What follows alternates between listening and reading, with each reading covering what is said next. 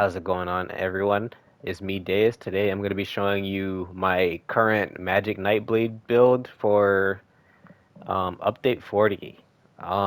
This is primarily a solo build meant with solo play in mind, but I will preface and say that this is not a 1vx build. It's not meant for 1vxing. I don't do 1vx's, I just solo. Now, let's get into the skills. Um, you have your spammable, which is Swallow Soul. You have power extraction, which is pretty much your source of brutality and sorcery, and you get minor courage and it debuffs the enemy.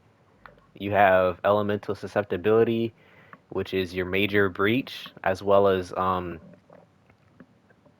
three different elemental status effects, which helps with your damage as well. And then you have Merciless Resolve, which is pretty much Nightblade's burst ability. I'll usually use this as a finisher on targets. Whenever I get into 50% health or lower, I'll use this to finish people off. I'll usually soften them up with Swallow Soul, and then I'll finish them with the Merciless Resolve. Um, and this is pretty much your bread and butter skill, Sated Fury. This is a morph of the Blood Frenzy skill from the Vampire skill line. And the reason why I say this is the bread and butter is because when it comes to range Magblade versus like a melee Magblade, for example, range Magblade lacks in a lot of damage. You will be hitting like a wet noodle 90% of the time. So this helps to make up for the difference in damage. Now, it doesn't completely help. Like, you're still going to be down compared to a melee Magblade, but this helps a lot with the damage because it just gives you damage essentially. As you can see, when you have it active, it increases your weapon and spell damage by 60 every 2 seconds, up to 5 times, which it'll give you a pretty nice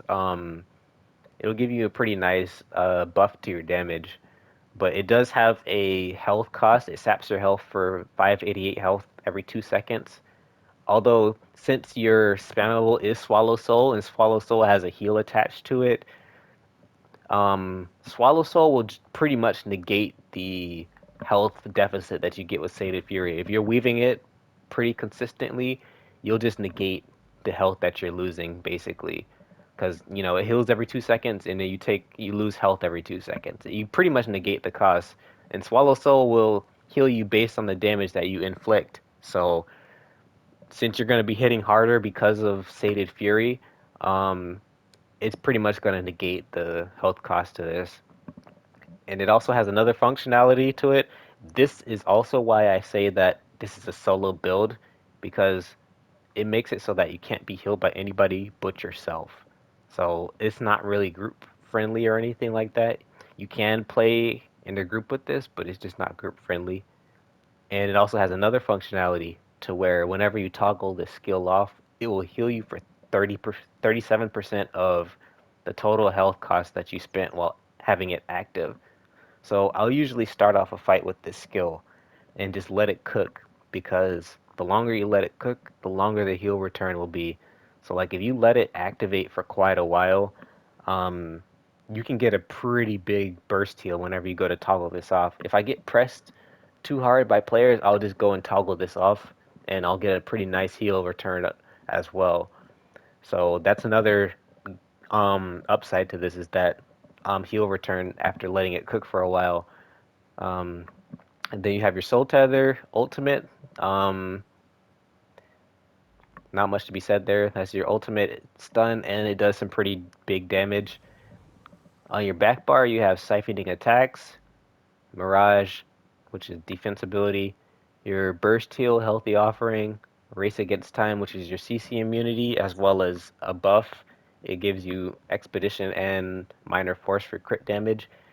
And then Dark Cloak. Now, I do recommend you use Shadowy Disguise, not Dark Cloak. Um, because like I said, you lack a lot of damage with range Magblade. The reason I personally use Dark Cloak is because it's the personal preference. I don't like using Cloak. I don't like being invisible in PvP. I'm more of an up in your face type of guy. Um, so I would recommend using Shadowy Disguise because it gives you more passive damage, which will help a lot.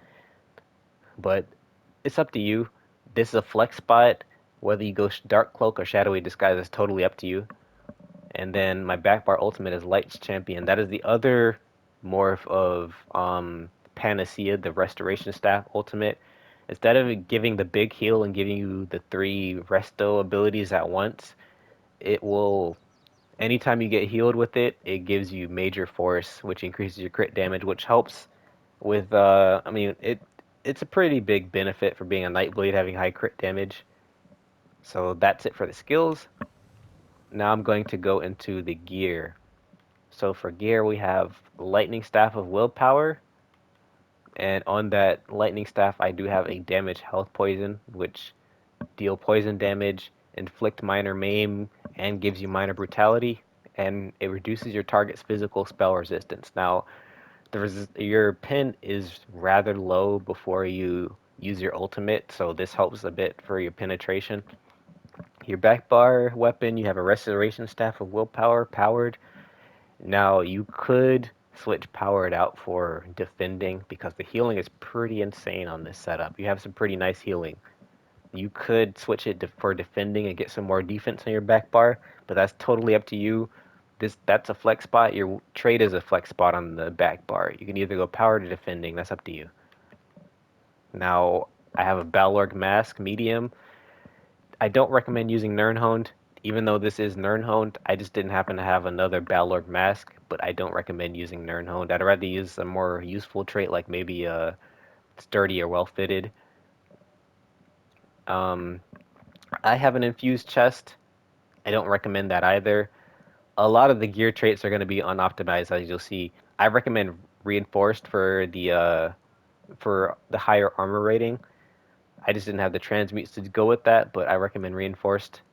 Um, I have a reinforced light shoulder piece. Um, the trait can change, but definitely go light shoulder, light waist, impin with one piece druid's braid. By the way, I'm using druid. You could switch out the druid for trainee. I just go for the one line of max health. It could go between druid or trainee, whichever your choice is. But definitely impin. Get some crit resist on your build. Have a light hands of soul cleaver. And soul cleaver, this is pretty much your main set. Um, it's the Nightblade class set that drops out of the Infinite Archive. While in combat, it strengthens your siphon abilities at the cost of ultimate, increasing your damage and healing of siphoning abilities by 18% and reduces the cost by 18%, but it will drain you of one ultimate anytime you use a siphoning ability. As you can probably tell from the little glow I have on my character's torso. Um, I reinforced heavy legs, heavy feet reinforced as well. I would probably switch out the feet trait to well fitted or sturdy.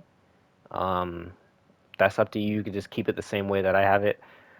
And then I have a bloodthirsty necklace of soul cleaver with a magica harm enchant on it. Now usually I'd go with infused on Nightblade compared to bloodthirsty because I feel like Nightblade does better to have that upfront damage. But like I said, range Magblade has quite a bit of disparity in damage from melee Magblade, so you will do better having bloodthirsty because you're not gonna have super high upfront damage in the first place. So long drawn out battles usually works well with bloodthirsty, and as a range mag blade, you're gonna have long drawn out battles most of the time. Um, you got Mark and Ring of Majesty. This one is infused with Magic Harm enchant on it. Um, Markin is pretty good mythic. Gain weapon and spell damage and armor for every set you're running three or more pieces of. My bonus is 200 weapon and spell damage and 2,300 armor. And then another piece of willpower, magic regen, bloodthirsty. Um, yeah, willpower, enough said, is damage and max magic. I'm a willpower enthusiast. I think it's nice. It helps for. I'm not running a sustain on this, so having higher mag pool is nice, and then obviously the passive damage is good because it helps to make up for the difference in damage, like I said. And that's it for the gear. Now I'm gonna actually show you what the stats are gonna look like when I fully buff up. Let me just go ahead and proc my Fury and let me get it to 5 stacks. There we go, 5 stacks. Um, without a Balorg active, oh, there we go. Without Balorg active, my spell damage is sitting at 5.4k. I have 6.7k pen, although that goes up when you're flanking your target. As you can see, 9.7k penetration when you're flanking your target. Let me get my resolve back up. 3k spell resistance, 2.29k physical resistance, 9.7k spell pen, 5.4k weapon damage. Let me pop my potion real quick just to show you the stats. 1200 mag regen, and then 32k magicka. So it's a pretty well-rounded build. It's nothing insane. Nothing insane at all. It's completely normal stats. Um, Now let me go ahead and show you what it looks like with Balorg active. Let me show you all the stats with Balorg active. 500 Balorg, 6k weapon damage, 1200 regen, 21k spell pin. So yeah, your damage will go from 5.4k to 6k, and your pen will go to 21k with fully procced Balorg. So it's nothing insane. Nothing insane. It's totally decent sized damage for a range setup. Um, but yeah, that'll do it for the gear and the skill section. Now onto the rest of the stats. Me personally, I just threw all of my stats, my attributes into max magicka. You don't have to do that. You could probably put some into health, although I think your health is pretty fine. I think your back bar you have about like 30k. Yeah, 30.4k max health, which is pretty much all you need. So if you want to, you could put some into your max health, but no, I think it's fine as is. All points into max magicka. Um, the food, Bewitched Sugar Skulls. I usually go with Tri-Food. Bewitched Sugar Skulls is my ideal Tri-Food that I go with. Um, but any Tri-Food is ideally what you want. Mundus Stone, I go with the Lady because my resistance is a bit on the low side. Um, the Lady is what I go with. Um, Stage 3 Vampire, obviously. And let's get into CP. And the blue tree, we have Master at Arms, which increases your direct damage, Deadly Aim, increasing single target damage, Backstabber, increasing your crit damage when you're flanking an enemy, Untamed Aggression, increasing your weapon and spell damage. Now, this is a flex spot. Um, the whole reason I go with Untamed Aggression is to try to help bridge the gap between damage of melee Magblade and range Magblade, because range Magblade has pretty low damage. You could switch out Untamed Aggression for Wrathful Strikes. Grants 41 weapon and spell damage to your damaging abilities. It would reduce your healing power, but personally, I think it doesn't matter because your healing power is super high on this build anyway, so you could probably do with reducing your healing power. If you're the type that goes with powered instead of defending back bar, you could go with Raffle Strikes instead and get the 201 weapon and spell damage when it's fully maxed out, or 205. You could go with Raffle Strikes instead, which would be a good choice. So Untamed Aggression is probably the only flex spot there. You could switch from Wrathful Strikes. And the red tree, I'm using Relentlessness. Whenever you're stunned, you get major protection. Sustained by Suffering, which gives you even more regen. 150 regen whenever you have a negative effect on you, which is going to be pretty much all the time. Everybody's using Elemental Susceptibility, so you're pretty much always going to have this active. Slippery CP, when you're affected by a disabling effect, you automatically break free at no cost. This pretty much makes your break free. It makes your third break free free. I believe it's either your third or your fourth break free that you do is going to be free. And then fortified gives you more armor, makes you tanky, and that's it for CP. All right, now let's talk the practicality of this build. You see all these different stats or skills and whatever, you're probably wondering how effective is this in actual PvP? Well, personally, I'll say this is a pretty effective build in open world PvP, specifically for solo, because this is a solo build. Um, the damage isn't too terrible. With this Fury setup, you are making your Swallow Souls hit for pretty decently. Against like squishier targets, um, you can hit upwards of 10k to 11ks. I've gotten a couple 10 to 11ks on squishier targets and critting on top of them.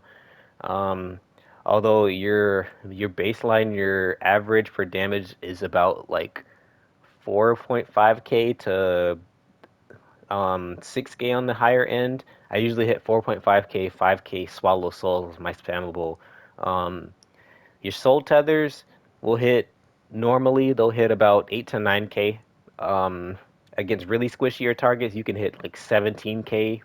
I think that's the hardest I've hit against somebody playing solo was a 17k. You'll usually crit for like 11k, 12k ish. Your Spectral Bow, that just naturally hits hard. Um, but I've been able to get like with Bloodthirsty, I've been able to get like 10k non-crit, 12k non-crit, um, and when you crit, you know how Spectral Bowl is. It'll hit for like 16k, 17k usually. I'm not built in a way that stacks a lot of modifiers to make it hit any particularly higher. So you're not gonna get like the 20k plus bows because I'm not in this setup, you're not really building modifiers in order to make your spectral bow hit harder. You're building specifically to make your spammable hit harder as opposed to making your bow hit harder. So your bow's gonna hit at a decent level because you're sacrificing in order to make your swallow soul hit harder. So that's the practicality of this build. I say practic in actual practice, it works pretty well. It makes this whole SapBlade playstyle actually decently competitive. I'm not gonna say it's super strong or anything like this. No, this is a very killable, very mortal mode build. That I'm hammering away that this is a mortal mode, very killable off meta build, and it really is. Um, but it's decently competitive. You can kill people with it for sure. Um, and that's as far as practicality goes with this build. But yeah, that's the build in essence. Hopefully, you guys can find some success in it, like I have. I found this really fun. But yeah, like the video if you liked it, and dislike it if you disliked it, and that's about it.